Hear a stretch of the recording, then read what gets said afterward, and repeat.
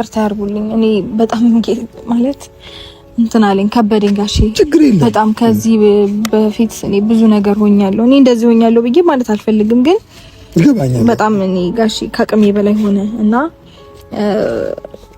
በፊትም በጣም አስቤበት የወሰንኩት ውሳኔ ነውና ወደ ሌላ ፕሮሰስ ገብተናል። እኔና አብርሽ ማለት የኔና እሱ ጉዳይ ሁሉም ነገር አብቅቶ ፊርማ ምናምን ጨርሰናል። ግን እቺ አንድ ፔፐር ትቀረኛለች እዚች ወረቀት ላይ እንዲፈርምልኝ ብታረጉልኝ ደስ ይለኛል። መቀጠል ወይም አብሮ መኖር አብሮ ህይወታችንን ማስኬድ አንችልም ጋሼ።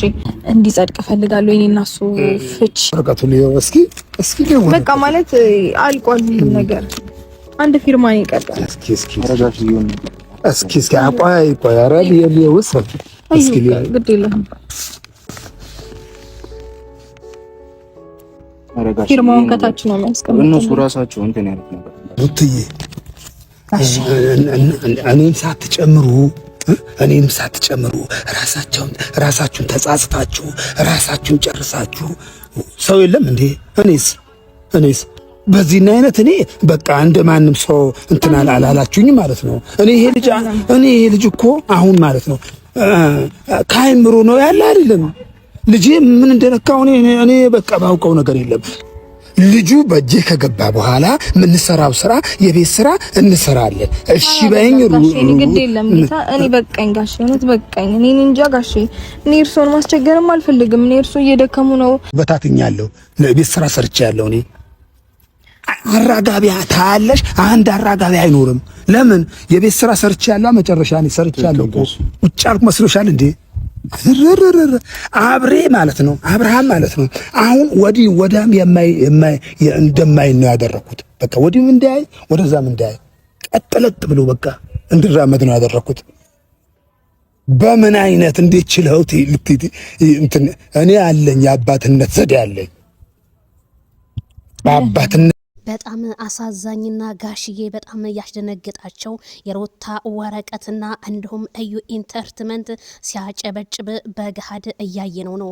ታዲያ ሩታ ይሄንን ወረቀት ምንድነው ብለው ጋሽዬ ሲናገሯት፣ አረ እኔ ጋሽዬ በጣም ነው ማከብረውት፣ በጣም ነው የምወደውት። ጋሽዬ እንኩ ይሄንን ፊርማ ለሶስተኛ ጊዜ ፈርሙልን፣ እኛ ፈርመን ጨርሰናል ስትል፣ ጋሽዬ ደግሞ በሉ እናንተ እንደጀመራችሁት ጨርሱት፣ ይሄ እቃቃ ጨዋታ አይደለም ትዳር ነው። እናንተ መፍታት አለባችሁ። ነገሩ መፈታት አለበት።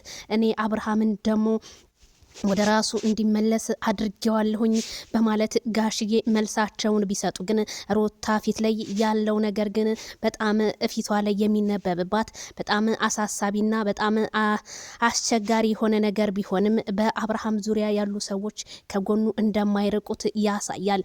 ስለዚህ አብርሃም ይሄንን ነገር አይተ አንተስ ምናልክ? ይሄ ወረቀት እኮ ዛሬ ብቻ አይደለም በጣም ወራቶችን አስቆጠረ ማለት ነው። ግን ምን እንደሚል አንድ ቀን ወረቀቱ ተነቦልን አያቅም።